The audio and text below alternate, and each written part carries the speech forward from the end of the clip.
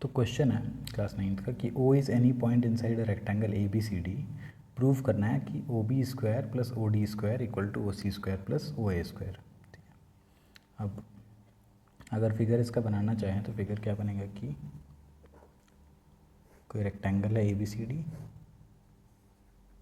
ए B C D, और इस पे कोई पॉइंट है ओ, इस पे एक पॉइंट है ओ, सपोज यहाँ पे कोई पॉइंट है ओ। ठीक है,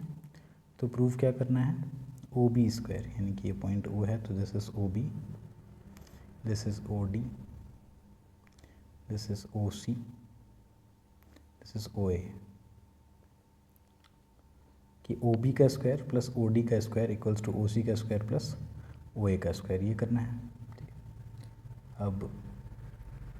बहुत सारा थ्योरम्स और बहुत सारा प्रोसेस पता होने का एक डिसएडवांटेज ये होता है कि समझ में नहीं आता है क्या अप्रोच फॉलो करें। ठीक है, कि जैसे एक तरीका है इसको कि कोऑर्डिनेट्स हम लोग इसको ले लेते हैं। ठीक है, अगर coordinate geometry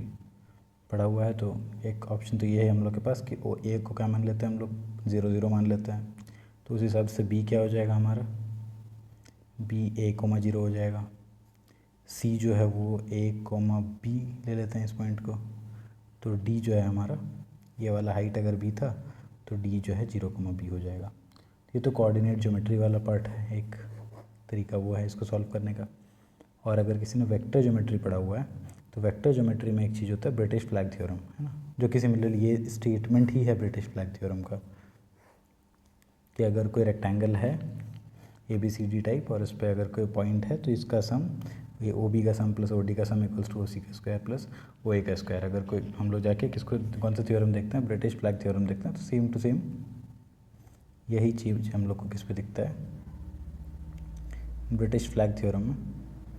same to same चीज़ दिखता है।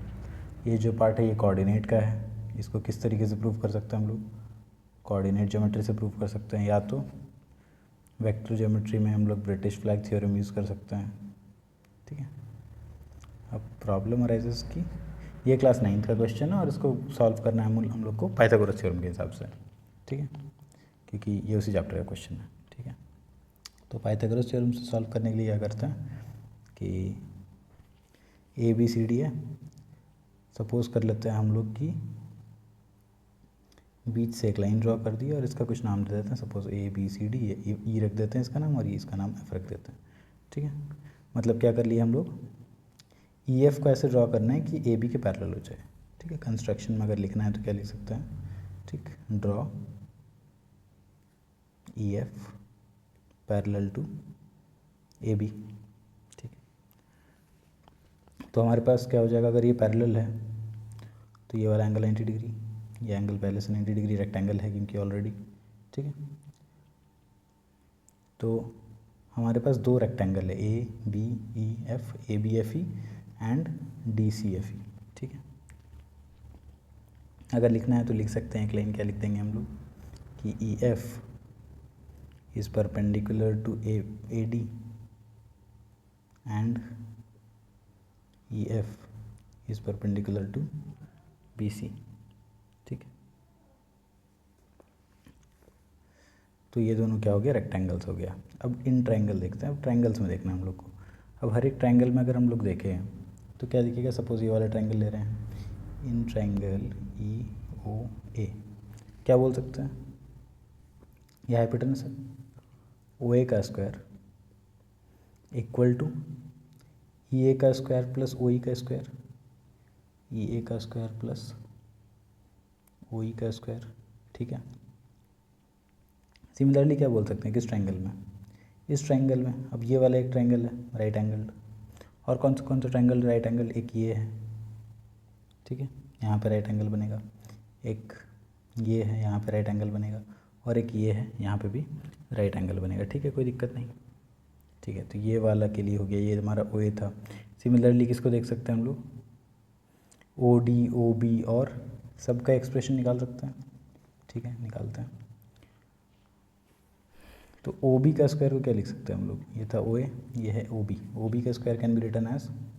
ओ एफ का स्क्वायर प्लस एफ बी का स्क्वायर, ओ एफ का स्क्वायर प्लस एफ बी का स्क्वायर।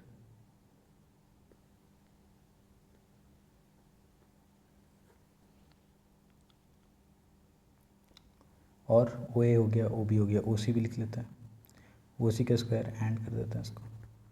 एंड ओ सी का स्क्वायर को क्या लिख सकते हैं हम लोग, ओ एफ का स्क्वायर प्लस एफ सी का स्क्वायर,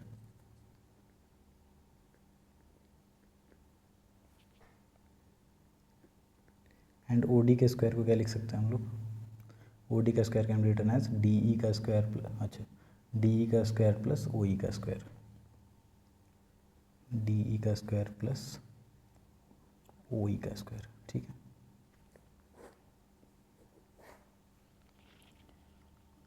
अब हमारा लेफ्ट हैंड साइड दिख रहा है क्या, लेफ्ट हैंड साइड में क्या था, ओ बी का स्क्वायर प्लस ओ डी का स्क्वायर, ओ बी का स्क्वायर प्लस ओ डी का स्क्वायर को लिख देते हैं यहाँ पे, O B square plus O D square, O B square की जगह क्या लिखेंगे हम लोग, ये चीज़ ओ एफ का स्क्वायर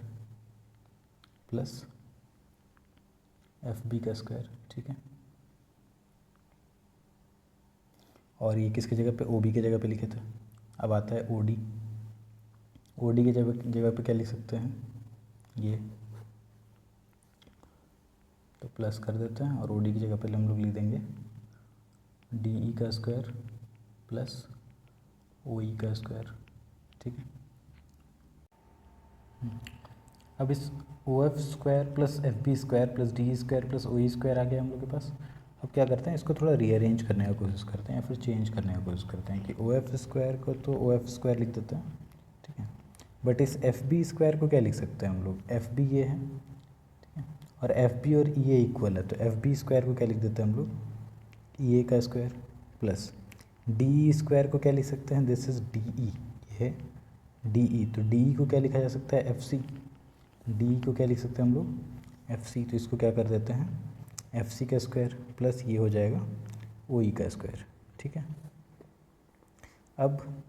ओ एफ का स्क्वायर और एफ सी का स्क्वायर, ओ एफ का स्क्वायर और एफ सी का स्क्वायर हम लोग को क्या दिख रहा है, क्या हो जाएगा, ओ सी का स्क्वायर हो जाएगा ना, तो इसलिए इन दोनों को क्या कर लेते हैं, एक साथ ले आते हैं, ओ एफ का स्क्वायर प्लस एफ सी का स्क्वायर प्लस, और क्या क्या दिख रहा है हम लोग को, ई ए का स्क्वायर प्लस ओ ई का स्क्वायर,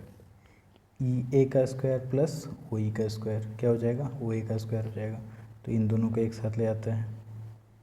ई ए का स्क्वायर प्लस ओ ई का स्क्वायर, ठीक है। तो ओ एफ का स्क्वायर प्लस एफ सी के स्क्वायर को क्या लिखेंगे हम लोग, ओ सी का स्क्वायर,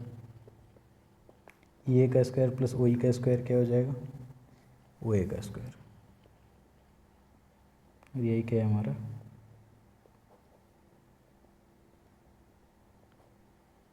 ठीक है। तो ये है कंप्लीट तरीका इसको सॉल्व करने का बाय यूजिंग पाइथागोरस थ्योरम।